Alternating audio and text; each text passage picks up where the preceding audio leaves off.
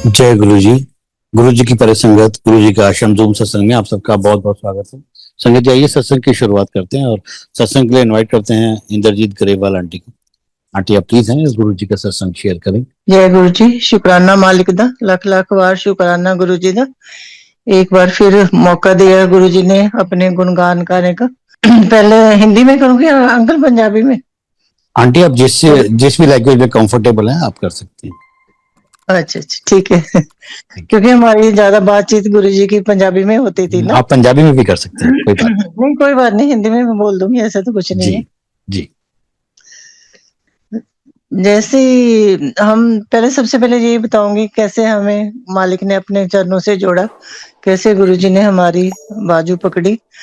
96 में जब गुरुजी जनरल हो जाके रहते थे सेक्टर 2 पंचकुला में, तो मेरे हस्बैंड ही जाते थे अपनी सिस्टर को लेके। इनकी सिस्टर चंडीगढ़ 5 सेक्टर रहते हैं, ये उनके साथ ही जाते थे। बस जाते थे, मत्था टेकते थे, बैठ जाते थे, बिल्कुल पीछे बैठते थे। तो कभी इनकी कोई बातचीत नहीं हुई गुरुजी से, कभी कोई ऐसे बस बैठना और आना, यही चलता रहा इनका काफी टाइम ना। और बीच में जैसे लंगर का टाइम होना, तो इन्होंने तो लंगर करना ही नहीं है। उस टाइम तो बिल्कुल ही ये बाहर चले जाते थे लंगर के टाइम में। क्योंकि लंगर इसलिए नहीं करते थे, एक थाली में 4 संगत लंगर खाते थे, इसलिए थोड़ा सा इनको स्टार्टिंग में थोड़ा सा वो लगता था कि और लगता था, तो लंगर नहीं करते थे कभी भी। ऐसे जाते रहे, काफी टाइम निकला इनका, जाते रहते थे। तो ऐसे ही गुरुजी ने एक दिन इनको इशारे से बुलाया अपने पास। ये गए गुरुजी के पास। जैसे ये सबसे पहले गुरुजी ने इनको यही पूछा, किदे नाल आया है? इन्होंने बताया इशारा करके अपनी सिस्टर की तरफ, कहते कि मैं अपनी सिस्टर के साथ आया। तो गुरुजी उनको धनोआ आंटी बोलते थे। तो गुरुजी उनको ये भी बोलते थे कि आंटी, पिछले जन्म च तू मेरी मां सीगी। तो कहते अच्छा, धनोआ आंटी नाल आया है? गुरुजी कहते, ये कहते हाँ जी। कहते लंगर किया? इन्होंने गुरुजी के पास यही बोला कि हाँ जी मैंने कर लिया लंगर। पर ये करते नहीं थे लंगर, ऐसे ही बोल दिया इन्होंने। गुरुजी को तो पता ही था भी ये लंगर नहीं करता। गुरुजी ने यही बोला कि जाओ पहले लंगर करके आओ। फिर उस दिन जब इन्होंने लंगर किया, उस दिन थोड़े लेट ही आए थे घर पे भी। जैसे ये थोड़ा सा मौसम चेंज होता है, अक्टूबर नवंबर का मंथ था, हल्की हल्की सी ठंड थी। जैसे ही ये घर पे आए मोहाली, जैसे मैंने दरवाजा खोला, इतनी अच्छी खुशबू, वो खुशबू आज भी मुझे याद आती है। इतनी अलग किस्म की वो खुशबू थी। जैसे ही मैंने इनसे थोड़ा पूछा कि आज लेट भी आए हो और बड़ी अच्छी खुशबू आ रही है, कहाँ से आए हो आप, कौन सा परफ्यूम डाला आपने, ऐसी मैंने एक दो इनको क्वेश्चन किए। तो ये बस यही बोल रहे थे, कहते मैंने कोई परफ्यूम नहीं डाला, मैं तो क्या सुबह का निकला हुआ हूँ, मैं तो अभी, ऐसा तो कुछ नहीं है। कहते मेरे को तो कोई खुशबू नहीं आ रही है, आपको ऐसे कौन सी खुशबू आ रही है? ऐसे ही जैसे बच्चे सो रहे थे दूसरे रूम में, तो उन्होंने भी सुन लिया, आवाज सुन ली हमारी, तो वो भी उठ के आ गए। वो भी कहने लगे कि बहुत अच्छी खुशबू आ रही है, अलग किस्म की खुशबू है जी पापा। फिर इन्होंने थोड़ा थोड़ा मुझे बताया गुरु जी के बारे में। ये महापुरुष कहते थे उस टाइम, गुरु जी नहीं बोलते थे। फिर इन्होंने मुझे बताया गुरु जी के बारे में। कहते ये अपनी सिस्टर को, जैसे पंजाब में बोलते भैन जी बोलते, कहते भैन जी जाते ने भी, मैं तो उनके साथ ही जाता हूँ, मैं पीछे बैठता हूँ, कभी मैं बातचीत भी नहीं हुई। आज मुझे उन्होंने बुलाया महापुरुषों ने, तो आज मैंने लंगर भी किया है। कहते मैंने टच भी नहीं किया उनको, बस ये कहते थे कि सुना है मैंने उनमें से कोई खुशबू आती है। कहते हो सकता है कोई वही हो, उनकी गुरु जी की कोई फ्रेगनेंस हो, खुशबू हो। बस इतनी बात हुई। तो फिर मैं वैसे ही इनको बोलती रहती थी, मैं क्या हमें भी दर्शन कराओ अपने महापुरुषों के, हम भी देखे कौन से हैं महापुरुष। दिमाग में तो मेरे कुछ और ही घूमता था भी, ये झूठ ही बोलते हैं, ऐसे कौन से महापुरुष हैं भी जिनमें खुशबू आती है, हमने तो आज तक सुना नहीं है कभी ऐसे कोई महापुरुष। फिर इनको मैं ऐसे बोलती रहती थी, मैं कि नहीं हमें दर्शन कराओ आप ना अपने महापुरुषों के। फिर 97 में जब गुरुजी मेरी सिस्टर इन लॉ जो जिनके साथ ये जाते थे, वो 5 सेक्टर चंडीगढ़ में रहते हैं। तो गुरुजी उनको हमेशा बोलते थे कि तनु आंटी मैं तेरे घर आना है। वो हमेशा यही कहते थे, गुरुजी कोई नहीं देख लेंगे, बुलाएंगे आपको, देखते हैं, बनाते हैं प्रोग्राम। बस ऐसे ही उनका निकलता रहा टाइम। फिर दुपिंदर अंकल आंटी है, जो अभी तो उनकी डेथ हो चुकी है आंटी की, वो और मेरी सिस्टर इन लॉ काफी क्लोज थे आपस में। तो वो हमेशा ही फिर बोलते थे उनको, मेरी सिस्टर इन लॉ को, कि भैन जी तुसी बुलाओ मां गुरु जी नु घर, क्योंकि लोग ਤਾਂ ਤਰਸਦੇ ਨੇ कि रब साडे घर आवे, गुरु जी साडे घर चरण पान। और वो ये कहते थे कि आप हमेशा मना कर देते हो, आप मना ना करो, बुलाओ इनको, गुरु जी को आप अपने घर ना। फिर उन्होंने अपने हस्बैंड के साथ बात की, तो वो कहते हैं हाँ जी कोई बात नहीं, बुलाओ आप, गुरु जी से टाइम लो जब आना चाहते हैं। तो ठीक है, आप जैसे गुरु जी बोलेंगे वैसे हम रख लेंगे डेट, जो बोलेंगे गुरु जी। तो इनकी आपस में कोई बात हुई तो इन्होंने कोई डेट फिक्स की हुई, डेट तो मुझे नहीं याद है। तो फिर इन्होंने, मेरे हस्बैंड ने घर आके बोला था कि गुरुजी ने आना 5 सेक्टर, तो वहां मैं आपको लेके चलूंगा, वहां फिर आप दर्शन करना गुरुजी के। तो जैसे गुरुजी आए 5 सेक्टर, फिर हमें ये लेके गए, मैं भी गई साथ में, बच्चे भी गए। मेरी जर्नी जो गुरुजी के साथ शुरू हुई है 97 में हुई है, ये 96 में जाते थे, 1 साल बाद में। तो जैसे ही हम गए वहां पे दरबार लगा हुआ था, गुरुजी अपनी गद्दी पे विराजमान थे। गुरुजी बहुत सुंदर लग रहे थे, गुरुजी ने रेड चोला पहना था, ऊपर जैकेट पहनी थी, बहुत सुंदर। इनकी सिस्टर की बेटी जो बड़े वाली है, वो गुरुजी के पास बैठे हुए थे, उसका नाम डॉली है। गुरुजी ਉਹਨੂੰ भी कहते सी डॉली तू मेरी भैन है। तो वो गुरुजी के चरण दबा रहे थे, पास ही बैठे थे। लंबी लाइन लगी हुई थी, ज्यादा संगत नहीं थी उस टाइम, चंडीगढ़ मोहाली पंचकुला की बहुत 200-250 के करीब संगत थी उस टाइम। तो एक तरफ डॉली गलेरिया जो पंजाबी सॉन्ग गाते हैं वो बैठे हुए थे, उनका चल रहा था। कभी वो शब्द बोलते थे, कभी वो पंजाबी गाने जैसे गुरु जी का। ये चीजें तो बाद में हमें समझ लगी ना कि गुरु जी पंजाबी गाने भी सुनते हैं। कभी कुछ गाते थे वो, कभी कुछ गाते थे। जैसे ही हमने भी एंटर किया, देखा, बहुत अच्छा लगा कि ये तो दरबार बहुत सुंदर है, बहुत ही जैसे कोई जन्नत में आ गए हम, बहुत ही अच्छा लगा हमें देख के। और गुरुजी तो है ही सुंदर है, बहुत सुंदर लग रहे थे रेड में, चोले में, बहुत शाइन कर रहा था उनका फेस। लाइन लगी हुई थी मत्था टेकने की, तो उनके और भी रिलेटिव्स आए हुए थे, मेरे सिस्टर इन लॉ के, और बाकी संगत थी जो लाइन में लगे थे। गुरुजी सबका ही पूछते थे डॉली से कि डॉली ए कौन है, ए कौन है। तो जैसे ही मेरे हस्बैंड ने भी मत्था टेका, तो फिर उन्होंने पूछा गुरुजी ने कि डॉली ये कौन है। फिर डॉली ने बताया कि ये मेरे मामा जी हैं। तो इनका नाम बता दिया उन्होंने, गुरुजी ने, कि ए भगवंत मामा तेरा, ऐसे बोला गुरुजी ने। फिर हमें कोई समझ नहीं आई भी कौन है, कैसे, कौन बता सकता है ऐसे। सब जैसे हमारे ऊपर से निकल गई चीजें, बातें। फिर इनके बाद जब मैंने मत्था टेका, फिर गुरुजी ने पूछा डॉली है कौन है। वो कहते मेरे मामी जी है। डॉली ने बताया कि मैं मामी जी है। कहते ये मोहाली वाली मामी तेरी। फिर भी कोई समझ नहीं आई। चलो बैठे उस रात, पूरी रात गुरुजी के साथ हमने बताया टाइम। वो टाइम अब भी हमें याद आता है कि हमारी लाइफ का गोल्डन ईयर थे वो, जो हमने गुरुजी के चरणों में बताए, गुरुजी के साथ जुड़े। जुड़ते ही फर्स्ट टाइम ही मुझे अच्छा लगा कि नहीं, ये कोई मतलब अच्छी जगह आ गए हम, बहुत अच्छा है। तो फिर पूरी रात जब हम गुरुजी के साथ बैठे, जब सारी संगत ने लंगर किया, उसके बाद गुरुजी उनके गेस्ट रूम में चले गए।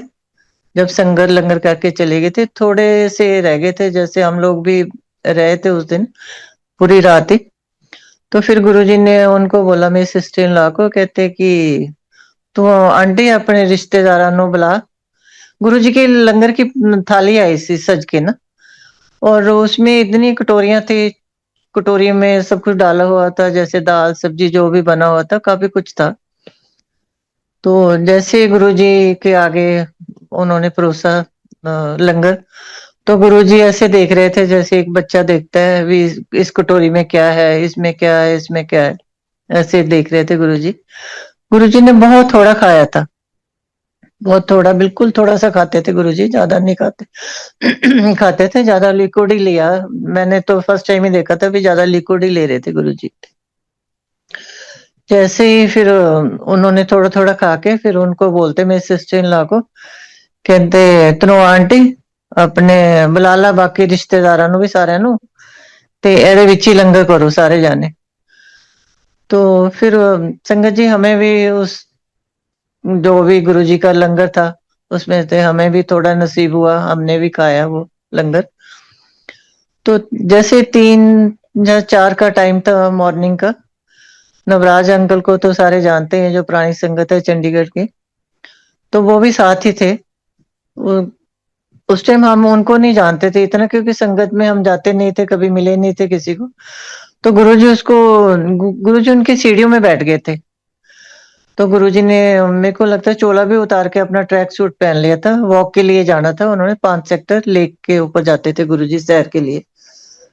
तो जैसे ही उन्होंने नवराज को ही बुलाया था कि नवराज मेरे जूते पा लेके आ, मेरे शूज लेके आ, मेरे बूट ही कहते सी गुरुजी, मेरे बूट लेके आ, बूट पा मेरे। तो मुझे याद है थोड़ा थोड़ा कि उन्होंने गुरुजी के पैरों में डाले थे शूज गुरुजी के। फिर गुरुजी वॉक के लिए चले गए थे, 3 या 4 का टाइम हो गया, फिर हम अपने घर आए थे वापस। तो वो टाइम वो हम कभी भूल ही नहीं पाते अपनी लाइफ में, जो हमें वो पल मिले गुरुजी के साथ, पूरा टाइम, एक रात पूरी बताने के। फिर उसके बाद हमें ये लगता था कि हमने जाना है दोबारा, गुरुजी को देखना है, मिलना है, फिर जाएंगे दोबारा, खींच पड़ती थी अंदर से कि मिलना है दोबारा। फिर ऐसे ही थोड़ा बहुत हमें पता चला कि अब 33 सेक्टर चंडीगढ़ गुरुजी बैठते हैं। फिर वहां जाना हमने शुरू कर लिया था। जाते थे ऐसे ही मत्था टेकना, पहले तो गद्दी लगती थी, गद्दी कोई हम मत्था टेक के बैठ जाते थे। गुरुजी तो अपना जब उनको टाइम का होता था तब फिर गुरुजी बाहर आते थे ऐसे ही बैंड चलता था जैसे आजकल चलता है, तो गुरुजी आते थे। ऐसे जाते रहे हम, 2-3 बार ही गए थे, जाना बस नीचे को मुंह करके बैठ जाना। पर थोड़ा मन ही मन में ये सोचते थे कि गुरुजी के आगे तो बहुत बड़े बड़े लोग बैठे होते थे, जैसे आईपी ऑफिसर, आर्मी के एमएलए, जो भी है, आप पता ही है आप सबको, बहुत बड़े बड़े बैठते थे आईपीएस ऑफिसर। तो हम तो यही सोचते थे कि गुरुजी हमारे साथ कभी बात करेंगे, कभी हमें भी गुरुजी बुला लेंगे, बस इतना ही मन में ही चलता था। तो ऐसे ही एक बार बैठे हुए थे संगत में, तो गुरुजी ने इशारा किया दूर से, तो मेरे को कोई समझ नहीं आई भी गुरुजी ने इशारा किया, गुरुजी किसको बुला रहे हैं। तो पीछे वाली संगत ने भी मुझे बोला कि आपको बुला रहे हैं गुरुजी ना। फिर मन में तो यही था कि गुरुजी हमें कभी बुलाएंगे, या चल ही रहा था थोड़ा सा मन में। तो मैं उठ के नहीं गई फिर भी। फिर गुरुजी ने आवाज लगाई थी वहां से, मोहाली वाली मामी इधर आ। उस टाइम मैंने गुरुजी के मुंह से सुना कि गुरुजी ने मुझे मामी कह के बुलाया है। तो फिर मैं उठ के गई तो गुरुजी कहते कि बैठ जा इधर, अपने बिठा ले मुझे साइड पे। तो बैठते ही गुरुजी ने अपने चरण मेरी झोली में रख दिए। मैंने देखा तो हुआ था कि संगत सेवा करती है, आंटियां भी सेवा करती थी। तो जैसे ही मैंने हल्का हल्का सा दबाना शुरू किया, गुरुजी की स्किन बहुत ही सॉफ्ट थी, जैसे कॉटन होती है, लगता नहीं था कि उसमें कुछ है। ऐसे लगता है कि बस कुछ भी नहीं है, जैसे हमारे शरीर में, बॉडी में हमें फील होता है कि हम हड मांस के बने हैं, जो हड्डियां भी है हमारे अंदर, हमें, मुझे वो कुछ भी फीलिंग नहीं आई। ऐसे लगता है कि कॉटन ही है, और वाइट बिल्कुल स्किन गुरुजी की। तो मैं बहुत ही हल्के हल्के दबा रही थी, फर्स्ट टाइम किसी महापुरुष को टच करना, उनके बैठना उनके पास, बहुत अंदर से घबराहट भी हो रही थी, थोड़ी थोड़ी नर्वस हो रही थी मैं बहुत ज्यादा। तो ऐसे ही फिर मैंने दबाना शुरू किया तो गुरुजी बोलते हैं थोड़ी सी गर्दन टेढ़ी करके कि मामी जोर ना दबा, जट्टी है। फिर थोड़ा सा जैसे मैंने जोर से दबाना शुरू किया, गुरुजी ने काफी कुछ बताया मुझे, जैसे जो मुझे खाने में पसंद है। गुरुजी मुस्कुरा के कहते मामी मलाई खानी है? मैं कहा हाँ जी गुरुजी। कहते चोरी खानी है ना? मैं कहा हाँ। तो चोरी ही खाती थी मैं। तो फिर यही सोच में पड़ गई मैं कि गुरुजी को कैसे पता चल गया मैं चोरी खाती हूँ। पर वो चीजें अब समझ में आती हैं कि एक रब है, मालिक है, ये तो सब कुछ जानते हैं, हमारे दिलों की बातें जो हमारे अंदर चलता है वो सब जानते हैं गुरुजी।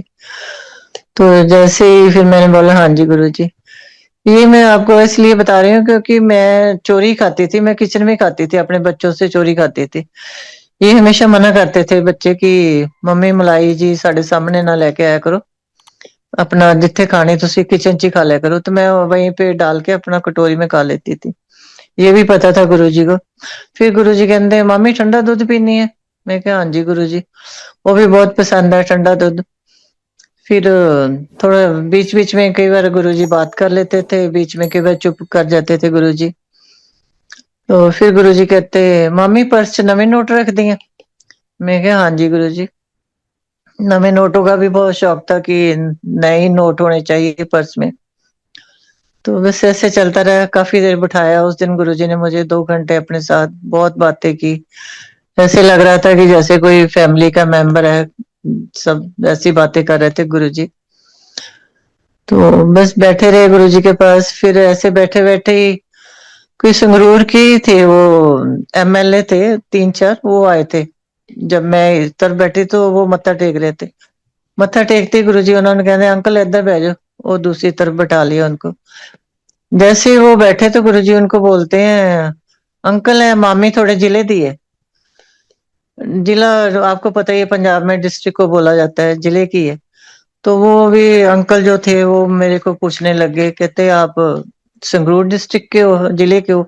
मैं क्या हाँ जी।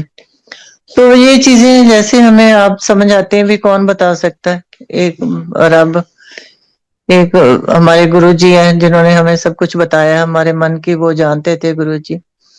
ऐसे बहुत बातें की उस दिन गुरु जी ने मेरे साथ। फिर गुरु जी कहते मामी मांग की मंगना आज? संगत जी उस टाइम कुछ नहीं मांगा गया मेरे से, जरूरत बहुत थी क्योंकि रेंट पे रहते थे, बच्चों की रिस्पॉन्सिबिलिटी भी बहुत ज्यादा थी। फिर मैंने तो कुछ नहीं मांगा गुरुजी से, बस इतना ही मैंने बोला गुरुजी को, मैं क्या गुरुजी अपनी कृपा बना के रखना। गुरुजी मुस्कुरा के कहते कृपा बहुत है मामी तेरे ते। फिर इतनी संगत जी गुरुजी की कृपा हुई है जो आज गुरुजी के गुणगान गा रहे हैं। वो गुरुजी की महिमा, गुरुजी की कृपा वो इतनी की है गुरुजी ने, बता ही नहीं सकते। गुरुजी की कृपा से सब कुछ हुआ। टाइम टू टाइम गुरुजी ने दिया, टाइम उनका कब देना उन्होंने दिया। गुरुजी ने घर भी दिया मोहाली में, बहुत सुंदर घर बना था। फिर उसके बाद बच्चों की रिस्पॉन्सिबिलिटी थी कि बच्चों को सेट करना है, 3 बेटे हैं। ऐसे गुरुजी को नहीं बोलते थे हम अपने आप से कुछ भी गुरुजी ऐसे करना है जब बच्चों के लिए कुछ करना है। बस जैसे ही घर आके एक स्वरूप था जो गुरुजी ने ब्लेस करके दिया था, पहले उसका बता देती हूँ आपको सत्संग क्या था। गुरुजी स्वरूप ब्लेस करते तो फिर हमारे भी मन में आया कि हम भी गुरुजी से अपना कोई स्वरूप लेके जाएं, ब्लेस कराएं। तो हमने भी बनवाया स्वरूप, बना के हम लेके गए हैं जिस दिन। उस दिन 13 तारीख थी। 13 तारीख को मैं थोड़ा सा अनलक्की मानती थी कि 13 को कुछ भी काम नहीं करना, कुछ कराना नहीं है। वहां जाके पता चला था हमें 33 सेक्टर में आज 13 तारीख है। मैं और बेटा थे और दोनों हम चुप के बैठने लगे कि आज नहीं करवाना, फिर कभी लेके आएंगे। पर जैसे ही मालिक ने देख लिया, गुरुजी ने देख लिया था हमें, फिर गुरुजी ने इशारा किया। मेरे से पहले वो पंजौर में एक आंटी है शर्मा आंटी, उनका ब्लेस किया था, रेनू शर्मा आंटी का। तो मेरे को अभी याद आया जब उनके घर में गई थी एक बार पंचकुला पंजौर, तब मैंने देखा था सेम डेट को उनका भी ब्लेस किया हुआ है स्वरूप। एक ही ड्रेस थी गुरुजी की येलो कलर वाली, ऊपर जैकेट वो उन्होंने डाली थी बैसाखी पे ड्रेस, उसमें था वो स्वरूप ना। तो जैसे ही मैं शर्मा आंटी का पहले किया, उन्होंने शर्मा आंटी को बुलाया, शर्मा आंटी इधर आ। तो उन्होंने अपना ब्लेस कराया स्वरूप। तो उसके बाद गुरुजी ने फिर मेरे को बुलाया था। बुलाया तो मैं फिर चली गई लेके स्वरूप अपना। तो गुरुजी कहते पंजाबी में, कहते मामी की लिखना है इत्ते। मैं क्या गुरुजी गरेवाल फैमिली। मेरे को यही था कि सरनेम से ही करेंगे, क्योंकि मेरी सिस्टर इन लॉ के घर भी उनका स्वरूप जो लगा था वो गुरुजी का, वो भी धनोआ आंटी फैमिली ब्लेसिंग ऐसे कुछ लिखा हुआ था, उनका सरनेम से ही था। ब्लेस किया गुरुजी ने। तो मैंने यही बोला, मैं क्या गुरुजी गरेवाल फैमिली। तो गुरुजी मुस्कुरा के कहते गरेवाल तो बाणिए होंगे है मामी।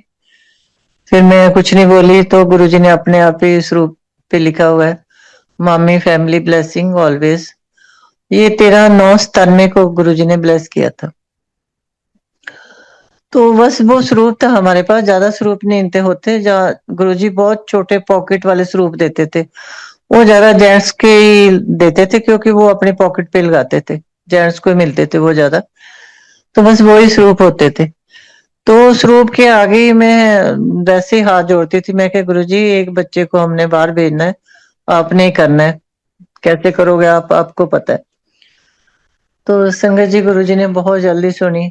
छोटे वाले बेटे का गुरुजी ने बनाया ऑस्ट्रेलिया का स्टडी वीजा, हमने अप्लाई किया था बेटे का। तो गुरुजी की कृपा से बहुत जल्दी उसका आ गया था वीजा। तो जैसे ही हमने, बड़े वाला बेटा है जो यूएस में है, वो अब तो ग्रीन कार्ड हो गया, सेटल हो गया पूरा। तो उसने भी वैसे ही अप्लाई कर दिया H1 वीजे के लिए। ये है 2008 की बात है। छोटे ने भी उसी टाइम किया था, तो बड़े ने भी वैसे ही कर दिया था उसने। वैसे कहता था कि मम्मी ये आना तो बहुत मुश्किल है, वहां का वीजा अमेरिका का लेना बहुत हार्ड था उस टाइम। तो इंटरव्यू वगैरह होती थी इनकी सबकी। तो जैसे ही छोटे बेटे का आ गया वीजा, तो उसने भी अप्लाई किया, तो हफ्ते बाद उसका भी आ गया वीजा। हम तो ये सोते ही रह गए कि गुरुजी ये क्या हो गया इतनी जल्दी। सोचा ही नहीं था हमने तो भी ऐसे हो जाएगा। फिर एक हफ्ते के गैप में दो बच्चे गए। ऑस्ट्रेलिया वाला, उसको भी थोड़ा बहुत चलो हमने करा, जितना हम कर सकते थे, उसकी फीस फूस भरनी थी। इसका भी किया, बड़े वाले का भी। पर संगत जी हमें आज तक समझ नहीं आती कि हमने कैसे किया, कैसे हुआ। इतने कम पैसे में गुरुजी ने ये दोनों बच्चों का बाहर का कराया। मैं तो एक का ही कहती थी, गुरुजी ने इन दोनों का हो गया। फिर एक बेटा, हमारा 3 बेटे हैं, एक बेटा बीच वाला हमारे पास ही था। उसकी अच्छी जॉब थी यहाँ पे मोहाली, सब कुछ ठीक चल रहा था। तो हमने भी यही सोचा था कि चलो एक तो हमारे पास ही रहेगा। फिर उन्होंने भी वैसे ही, जैसे कई बार सोता है भी, चलो मैं भी देखता हूँ अप्लाई करके। उसने भी कनाडा का अप्लाई कर दिया, पीआर अप्लाई की, तो 1 साल में उसकी भी आ गई। तो वो भी चला गया। तीनों बच्चे अब बाहर हैं, वेल सेटल हैं गुरुजी की कृपा से। मेरे का कहने का ये मतलब है कि हम थोड़ा सा मांगते हैं गुरु से। ये तो गुरु देने के लिए बैठे हैं, वो झोलियां भर देते हैं गुरुजी तो। इतना देते हैं, बस गुरुजी कहते हैं एक विश्वास रखो। विश्वास बहुत जरूरी है। और जैसे अपना गुरुजी बोलते हैं कि अपना मन साफ करके आओ, अपना भांडा साफ करके आओ, तो सब कुछ मिलता है। उस टाइम हमें ये नहीं कुछ पता था कि मांगना है कि नहीं मांगना, मानना है या मांगना है, कुछ नहीं पता था इस चीज के बारे में। अब तो हम संगत से सब चीज सुनते हैं भी, मांगना नहीं है मानना है। पर बिना मांगे ही गुरुजी ने बहुत कुछ दिया, बहुत ज्यादा दिया। कि अब तीनों बेटे हैं, तीनों वेल सेटल हैं, कोई भी हमें उनकी टेंशन नहीं है कि बच्चों का कुछ नहीं। गुरुजी ने बहुत अच्छा से किया उन सब तीनों बच्चों का ना। उसके बाद ऐसे ही फिर गुरुजी ने 2000 में भी एक बार गुरुजी ने मुझे बुलाया था जलंधर के लिए ना, किसी पुरानी संगत के थ्रू बोला था गुरुजी ने कि मामी को बोलना मोहाली वाली को कि जलंधर आए। नवा साल सीगा 2000 ਚ गुरुजी ने ਉੱਥੇ ही जलंधर मंदिर सेलिब्रेट किया सीगा। तो जैसे ही वो अंकल बोलते थे कि भैन जी थानू बुलाया है गुरुजी ने। उस टाइम अंकल आंटी तो अब कहना शुरू हुए हैं, पहले तो जो आपसे बड़े होते तो उनको वो भैन जी कहते होंगे सी। तो कहते भैन जी थानू गुरुजी ने बुलाया। तो ਅਸੀਂ ਬੜੇ ਖੁਸ਼ ਹੋਏ ਕਿ ਚਲੋ ਮਹਾਰਾਜ ਨੇ ਸਾਨੂੰ ਯਾਦ ਕੀਤਾ ਹੈ।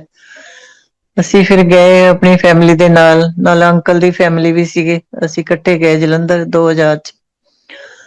जिस टाइम ਅਸੀਂ गए संगत जी अंदर मंदिर देखा ही आपने, दरबार छोटा है और बाहर पंडाल लगा हुआ, तो बहुत बड़ा पंडाल लगा हुआ, तो बहुत संगत आई हुई थी पंजाब की और दिल्ली की, बहुत रश था वहां पे। ज्यादा संगत, सारी संगत तकरीबन पंडाल में ही बैठी हुई थी। जैसे ही हमने जाके गुरु जी को मत्था टेका, गुरु जी अकेले बैठे थे अपने दरबार में, अंदर जलंधर मंदिर वाले में। तो जैसे ही हमने मत्था टेका तो हम वहीं बैठ गए मत्था टेक के। जैसे ही गुरुजी ने देखा तो वो अंकल जो पुरानी संगत खड़े थे पास ही, नवराज अंकल ही थे वो। नवराज अंकल को उन्होंने बोला कि नवराज ਇਹਨਾਂ ਨੂੰ ਬਾਹਰ ਭੇਜ, ਇੱਥੋਂ पंडाल च भेज ਇਹਨਾਂ ਨੂੰ। तो थोड़ा गुस्से नाल ही बोले सी गुरु जी उस टाइम। हमें फिर ये लगा कि गुरु जी क्या बात होगी, आज गुरु जी गुस्से हो गए, कोई हमसे गलती होगी। तो चलो मालिक का हुक्म था, गुरु जी का। फिर हम बाहर चले गए पंडाल में। बस मन में ये सोचते रहे कि हमें तो बुलाया गुरु जी ने, जैसे हम अपने आप को थोड़ा वो फील करने लगे थे कि हम तो स्पेशल हो गए, हमें तो गुरु जी ने बुलाया है। पर संगत जी, इस दरबार में कोई स्पेशल नहीं है, कोई बड़ा नहीं, कोई छोटा नहीं। ये तो मालिक का मर्जी है, कब उन्होंने किसको ब्लेस करना है, टाइम तो गुरु जी का ही होता है। फिर चलो हम पंडाल में चले गए। जैसे ही रात के 12 बजे तो सारी संगत गुरु जी को विश कर रहे थे, हैप्पी न्यू ईयर ऐसे बोल रहे थे, सारे लाइन में लगे हुए। तो जैसे ही मेरी बारी आई तो मैंने गुरु जी को बोला हैप्पी न्यू ईयर। तो गुरु जी कहते जा मामी, करता तेरा कल्याण, तेनों इस करके बुलाया सी। ये टाइम होता है महापुरुषों का, गुरु जी का, उन्होंने कब किसको ब्लेसिंग देनी है।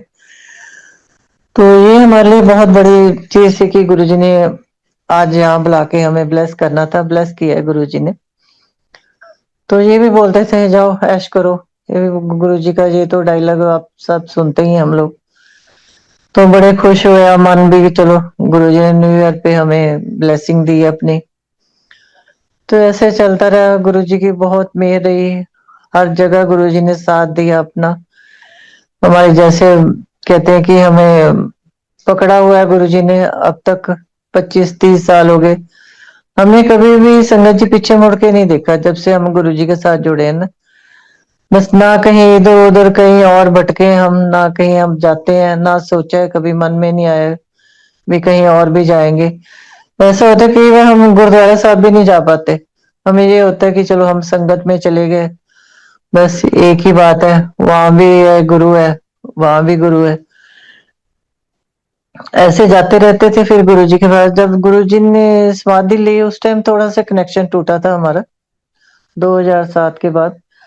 फिर ये लगता था क्योंकि हमने गुरु जी को फिजिकल फॉर्म में देखा हुआ था, फिर हमें ये लगता था कि अब कैसे गुरु जी को कहाँ मिलेंगे हम। पहले तो दिल्ली भी जाते थे। जैसे बीच में मैं आपको बताती हूँ, जैसे हमने गुरु जी की कृपा से हमारे पास गाड़ी नहीं थी। जैसे 33 सेक्टर जाते तो हम स्कूटर पे ही जाते थे। कभी मैं अपने बच्चों के साथ चली जाती थी या कभी हस्बैंड के साथ चले जाते थे। तो ऐसी एक बार जैसे बारिश का मौसम होता है, ऐसा मौसम था, तो मैं और मेरा बेटा ही था बड़े वाला, तो हम स्कूटर में ही गए थे। थोड़ी संगत थी जो स्कूटर में आती थी, बाकी तो सब गाड़ियों में ही आते थे, वहां भी था 33 सेक्टर में भी। तो जैसे ही बारिश शुरू हुई तो गाड़ियों वाले तो चले गए, अभी हमारे पास तो स्कूटर ही था, हमने चंडीगढ़ से मोहाली आना था। लास्ट में गुरुजी जब संगत सारी चली जाती तो कई बार नीचे ही बैठ जाते थे संगत में ना, थोड़ी संगत को गुरुजी रोक लेते थे अपने पास। तो वो सब बैठे हुए थे, गुरुजी से बातें कर रहे थे। बारिश बहुत तेज थी बाहर ना, तो जैसे ही मैं जहाँ गुरुजी बैठे हुए थे अंदर दरवाजे के पास ही खड़ी हुई थी, तो गुरुजी ने वहीं से पूछा मामी तू नहीं गई? मैं कहा गुरुजी बाहर बारिश हो रही है। कहते गड्डी नहीं तेरे कोल? मैं कहा नहीं गुरुजी गड्डी नहीं है, स्कूटर ते आए हैं। तो गुरुजी कहते आ जाओ बैठो अंदर आओ। ਅਸੀਂ अंदर बैठ गए जाके। ਤਾਂ गुरु जी चाह बहुत पिलाते फिर गुरु जी ने चाय पिलाई, एक बार चाय मंगाई। फिर गुरुजी ने खिड़की से थोड़ा सा बाहर को देखा तो लगा कि बारिश थोड़ी रुक गई। फिर मैंने बेटे को बोला, मैं कि चलो आगे लेते हैं, गुरुजी से चलते हैं, टाइम काफी हो गया था। तो जैसे ही आगे लेने लगे तो गुरुजी कहने, मामी बह जा, चाय एक बार और पी के जायो। फिर गुरुजी ने बिठाया अपने पास। फिर गुरुजी ने बाहर को देखा जैसे, तो मुझे लगा कि थोड़ी सी बारिश बिल्कुल बंद हो गई है। जैसे गुरुजी ने दोबारा बाहर को देखा तो फिर हमने आगे ली गुरुजी से। जैसे ही संगत जी हम बाहर निकले रोड पे, एकदम बारिश बंद और सड़कें बिल्कुल सूखी। लगा ही नहीं हमें कि बारिश हुई है। जैसे ही हम अपने मोहाली घर में आए, जैसे वो पहले पुरानी कोठियों में होते थे गेट कैंची वाले, वो गेट था हमारा। जैसे ही बेटे ने स्कूटर अंदर किया, बहुत तेज बारिश आई। तो मैंने बेटे को बोला, मैं कि देखो अपन गुरुजी ने सुक्या पजाना सीगा। तो ये अब भी है, वो सब बातें चलती हैं। जैसे गुरुजी पहले ब्लेस करते हैं, अब भी वैसे ही करते हैं। अब हमारी तो आदत बनी हुई है अब शुरू से ही कि घर से निकलना है तो महाराज को साथ लेके जाना है और घर पे मत्था टेक के जाना गुरु जी को। यही कहते हैं, गुरु जी चलो हमारे साथ। तो हमेशा गुरु जी साथ ही होते हैं। फिर आके फिर मत्था टेकते हैं गुरु जी को, गुरु जी आपकी कृपा से घर पे ठीक ठाक पहुंच गए हम। तो ये हमारा तो रूटीन बना हुआ है। तो फिर हम जैसे थोड़ी देर बाद ही हमारे पास फिर गाड़ी आ गई थी। हमने गाड़ी ली। फिर हमने सोचा कि चलो, गुरुजी उस टाइम दिल्ली थे, दिल बड़े मंदिर। तो हमने सोचा कि चलो हम गुरुजी का शुक्राना करके आते हैं, गाड़ी आई है। फिर हम वहां गए शुक्राना करने के लिए गुरुजी का। वो पुरानी संगत है जो उनकी फैमिली और हम सब इकट्ठे ही थे। जैसे ही गुरु दिल्ली उस टाइम रश होने लग गया था, लंबी लाइन थी जब हम गए हैं। तो जैसे ही मैंने मत्था टेका गुरुजी को, गुरुजी कहते, मामी ले ली गड्डी? मैं कहा हाँ जी गुरुजी ले ली। तो गुरुजी ने वो भी बता दिया कि हमने कौन सी गाड़ी ली है। उस टाइम हमने सुमो ली थी गाड़ी। तो गुरुजी कहते, मामी सुमो ली है? मैं कहा हाँ जी गुरुजी। तो ये तो गुरुजी का सबको पता ही है, गुरुजी ये जरूर कहते थे कि आया करो। तो गुरुजी ने मुझे भी बोला, कहना आया, गुरुजी कहते आया कर मामी। मैं कहा हाँ जी ठीक है गुरुजी। तो फिर मन में वही सवाल कि गुरुजी को कैसे पता चल गया कौन सी गाड़ी ली है। कभी मन में आ जाती थी ऐसे बातें फिर हमारे। फिर उन्हीं संगत से हमने पूछा जो पुराने गुरुजी के पास रहते थे, से पूछा हमने कि अंकल आपने बताया? वो कहते कि नहीं भैन जी, मैं ਅਸੀਂ थोड़ा दस सकते हैं, गुरु जी ने इस तरह दी गल्लां। ये तो गुरु जी जानी जान है, गुरु जी ने सब पता है। तो ऐसे मालिक की कृपा से फिर हमारे पास गाड़ी भी आई, सब कुछ हुआ, बच्चों की सेटिंग हुई, घर बना, हर चीज गुरु जी ने दी है, पर दी अपने टाइम पे है गुरु जी ने। उसके बाद फिर जब मैं आपको बता रही थी ना कि साथ के बाद फिर थोड़ा कनेक्शन जैसे हमारा टूटा बीच में। फिर हमें कुछ पता ही नहीं चलता था भी हम कहाँ मिलेंगे, गुरुजी को कैसे मिलेंगे। कोई सत्संग का भी नहीं कोई पता चलता था भी कहाँ होते हैं। होते भी नहीं थे, बहुत कम होते थे। बस एक दीपिंदर आंटी घर ही होता था पंचकुला, वो भी मंथली सत्संग होता था। वहां भी जाना थोड़ा मुश्किल लगता था, जा नहीं पाते थे ज्यादा हम। तो फिर ऐसे ही जब 13 में बेटा ड्रीम में आए थे गुरुजी सबसे पहले तो। 13 में जब मेरे गुरुजी ड्रीम में आए, तो ड्रीम में दिखा रहे हैं गुरुजी की कहीं सत्संग हो रहा है। तो वहां पे संगत बैठी हुई है, तो मैं एक पेड़ के नीचे बिल्कुल अलग बैठी हूँ। गुरुजी की जो पालकी है वो पीकॉक की बनी हुई है, उस पे गुरुजी बैठे हुए हैं। तो ऊपर से नीचे को आ रहे हैं गुरुजी ना। और गुरुजी मेरे पास आके बोलते हैं, मामी तू सत्संग नहीं गई? फिर मैंने गुरुजी को बोला, मैं कि गुरुजी मेरे सिर से दर्द हो रहे है। तो और नीचे को आती है वो पालकी है जो पीकॉक वाली। तो जो पीकॉक के पैर होते हैं उससे गुरुजी मेरे सिर में ना टच करते हैं उनको। तो गुरुजी कहते कि मामी सत्संग जाया कर, आते बाद तेरा सिर नहीं दुखेगा। तो संगत जी वैसे मेरे सिर में बहुत दर्द रहता था, जैसे मैंने कोई सफर करना, बस मेरी हालत खराब ही हो जाती थी। मेरे पास में मेडिसिन हमेशा रहती थी।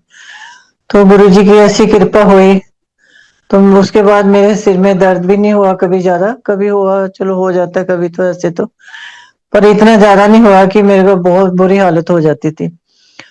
तो उसके बाद ही हम मेरे बेटे की छोटे वाले की पीआर हुई थी 13 में ना 2013 में। तो हमने भी सोचा था कि हमने भी सत्संग करवाना है घर पे। फिर हमें ये नहीं पता था भी कैसे कराएं, किसको पूछें। फिर एक अंकल थे, हमने उनसे पूछा था कि हमने सत्संग करवाना है। वो उन्होंने हमें किसी और का बताया कि उनसे आप बात करो। फिर वो भी हमें जनरल ओझा के घर ही मिले थे, वो अंकल ना, अश्विनी अंकल ना, पुरानी संगति है, वो भी गुरुजी से मिले हुए हैं, एडवोकेट अश्विनी। तो उनके थ्रू फिर हमने अपने घर पे सत्संग कराया।